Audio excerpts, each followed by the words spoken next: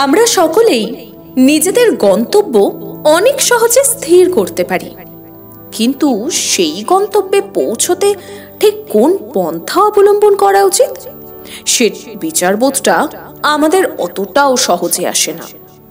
নানান রকম টানাপোড়েন আসতেই পারে আমাদের গন্তব্যের পথে, কিন্তু আমরা সেই টানাপোড়েনগুলিকে উপেক্ষা করে সরাসরি গন্তব্যে এগিয়ে যেতে গেলেই হয়তো অনেক বাধার সম্মুখীন হই, কখনো নিজেদেরকেই হারিয়ে যেতে হয় আমাদের।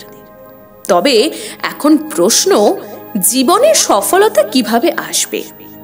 সাফল্যই বা আসলে কি? এই প্রশ্নের উত্তরে আপনাদের আজকের গল্প শোনাই।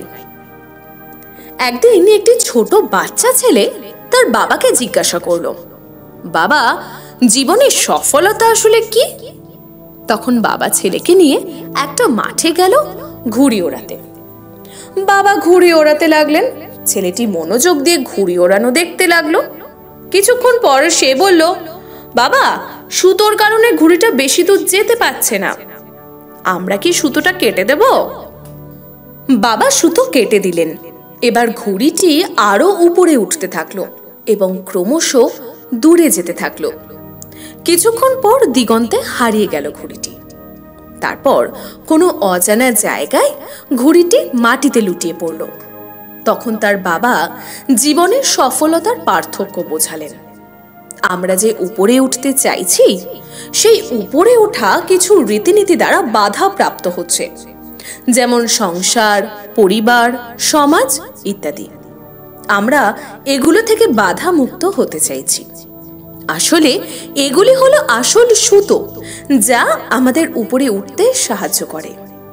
সুতো ছাড়া উপরে ওঠা অসম্ভব, আর আমরা যদি সুতো ছাড়া উপরে উঠতে চাই, তাহলে আমাদের সেই অবস্থা হবে যা সুতোহীন ঘুড়িটির হয়েছিল। তাই সাফল্যের চূড়ান্ত সীমায় নিজেকে নিয়ে যেতে সেই সুতোর সাথে কখনো সম্পর্ক বিচ্ছিন্ন করা যাবে না।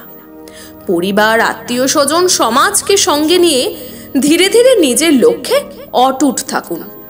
যদি লক্ষ্যে পৌঁছাতে মাঝপথে অনেক বাধা বিপত্তি আসে, সেই বাধাগুলোর অনেকাংশ আপনার সুতো মানে আপনার পরিবার শোষণ করে নেবে, আর ধীরে ধীরে আপনি আপনার কাঙ্ক্ষিত সাফল্য পেয়ে যাবেন। আজকের পডকাস্ট কেমন লাগলো অবশ্যই জানাবেন। আপনাদের কাছে এমন অনুপ্রেরণামূলক কোনো গল্প থাকলে আমাদের সঙ্গে শেয়ার করবেন। আপনাদের গল্প সবার কাছে পৌঁছে দেব আমরা আমাদের পডকাস্টের মাধ্যমে।